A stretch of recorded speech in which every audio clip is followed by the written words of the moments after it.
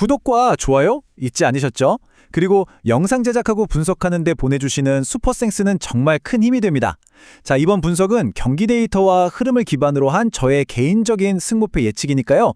최종 선택은 여러분 각자의 판단 기준에 맞게 활용해 주시면 좋겠습니다. 자, 그럼 본격적으로 분석에 들어가 볼까요?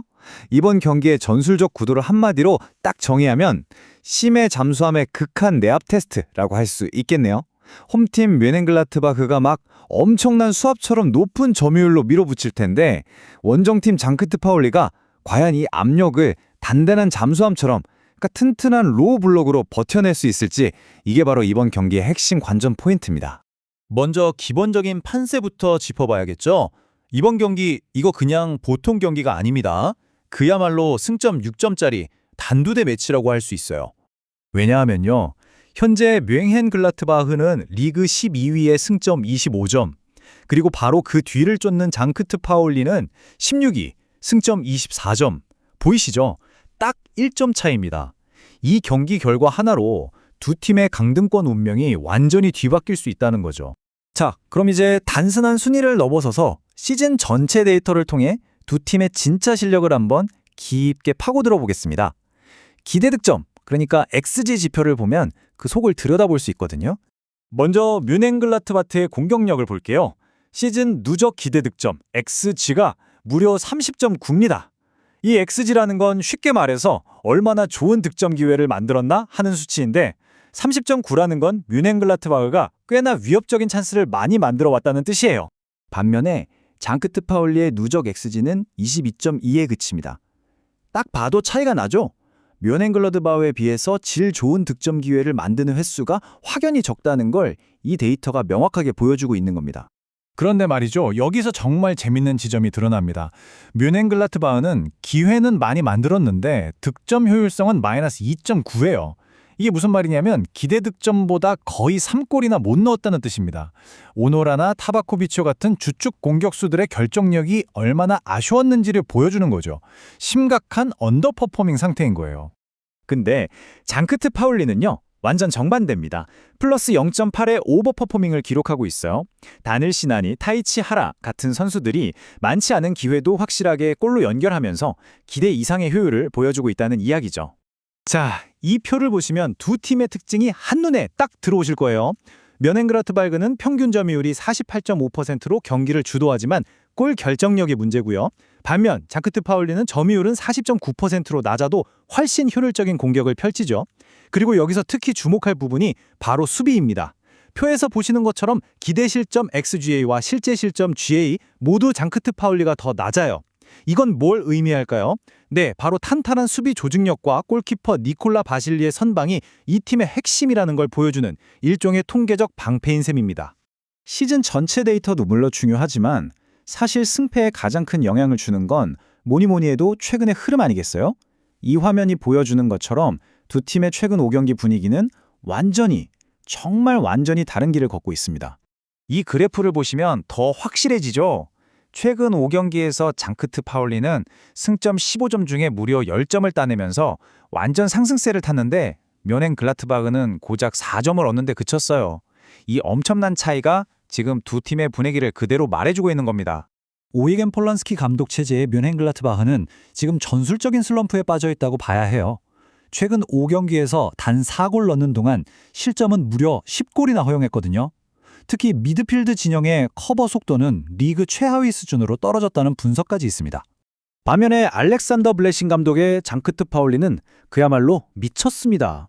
최근 2경기를 연속으로 무실점, 그러니까 클린시트로 막아내면서 수비 조직력이 거의 절정에 달했다는 걸 스스로 증명하고 있죠. 자, 그런데 여기서 또 하나의 큰 변수가 등장합니다. 바로 실시간 변수, 핵심 선수들의 결장 문제인데요. 이건 지금까지의 모든 데이터와 예측을 한순간에 뒤집을 수 있는 가장 중요한 요소 중 하나죠. 뮌헨글라트바흐의 타격이 정말 심각합니다. 중원의 엔진인 로코라이스, 그리고 공격의 핵심 타겟인 팀 클라인디스트가 모두 빠져요. 여기에 코타타카이, 하크, 은구모, 볼린 같은 윙어 자원들까지 줄줄이 부상이라니 이건 사실상 팀의 척추 라인이 통째로 무너졌다고 봐도 과언이 아닙니다. 이 선수들의 공백이 어느 정도일까요? 저희 데이터 모델은요, 이들의 결장으로 경기당 기대 득점이 무려 0.35골이나 감소하는 페널티가 발생할 거라고 예측합니다. 쉽게 말해 득점력이 눈에 띄게 확 약해질 거라는 아주 명백한 신호인 거죠. 물론 장크트 파울리도 출혈이 없는 건 아닙니다. 특히 수비의 핵심인 제임스 샌즈와 마놀리스 살리아카스의 이탈이 좀 뼈아프죠. 뮌헨글라드바흐의 척추가 무너졌다면 장크트 파울리는 그 단단했던 방패에 균열이 생긴 셈이라고 할까요? 이제 잭슨, 어바인 같은 다른 선수들이 이 공백을 어떻게 메우느냐가 큰 숙제로 남았습니다. 그리고 바로 이 지점이 우리가 지난 맞대결의 역사에서 아주 결정적인 전술적 힌트를 얻을 수 있는 부분입니다. 특정 전략 하나가 어떻게 판도를 뒤집었는지 한번 보시죠. 작년 11월 리그 경기에서는 뮌헨글라트바흐가 4대 0으로 그냥 이겨버렸어요. 그런데 불과 한 달 뒤 컵대회에서는 장크트 파울리의 블레싱 감독이 완벽한 맞춤 전술을 들고 나와서 2대 1로 복수에 성공합니다. 이때 썼던 전술이 바로 U자형 빌드업 강제 덫이라는 건데요. 이게 뭐냐면 중앙을 그냥 완벽하게 봉쇄해서 상대 공격이 위험 지역으로 아예 못 들어오게 하고 마치 U자 모양처럼 측면에서만 공을 빙빙 돌리다 끝나게 만드는 아주 영리한 함정이었죠. 이번 경기에서도 이 전술이 다시 한번 핵심 키가 될 겁니다. 자, 이제 지금까지 분석한 모든 데이터를 종합할 시간입니다. 팀의 기본 실력, 최근의 뜨거운 기세, 그리고 핵심 선수들의 결장이라는 변수까지 전부 다 계산기에 넣고 돌려봤습니다. 과연 데이터는 어떤 답을 내놓았을까요? 최종 예측 확률을 공개합니다. 가장 가능성이 높은 결과는 38.6% 확률로 무승부입니다. 그 뒤를 이어서 장크트 파울리의 원정 승리가 32.1%, 그리고 뮌헨글라트바흐의 홈 승리가 29.3%로 나타났습니다. 데이터가 예측하는 1순위 시나리오는 바로 1대1 무승부입니다. 뮌헨글라트바흐가 점유율은 가져가겠지만 핵심 공격 라인이 빠졌기 때문에 상대의 촘촘한 수비를 뚫어낼 창의성이 부족할 거고요. 반면에 장크트 파울리 역시 역습의 핵심 선수들이 빠져서 공격력이 예전 같지는 않을 겁니다. 그래서 결국 한 골씩 주고받으면서 승점 1점을 나눠 가질 확률이 가장 높다는 거죠. 하지만 진짜 주목해야 할 예측은 바로 이 2순위입니다. 바로 0대1 장크트 파울리의 승리 시나리오죠. 이게 왜 놀랍냐면요. 홈 어드밴티지를 가진 뮌헨글라드바흐보다 원정팀 장크트 파울리의 승리 확률이 더 높게 나왔다는 거예요. 만약 장크트 파울리가 그들의 자랑인 탄탄한 수비로 전반전을 잘 버텨낸다면 마음이 급해진 홈팀이 후반에 결정적인 실수를 저지를 가능성이 높다는 계산입니다. 그 순간을 놓치지 않고 결승골을 넣은 뒤에 그대로 문을 잠가버리는 거죠. 이 시나리오가 데이터상으로 아주 유력하게 나타나고 있습니다. 자, 정리해드릴게요. 결정적인 포인트는 이겁니다.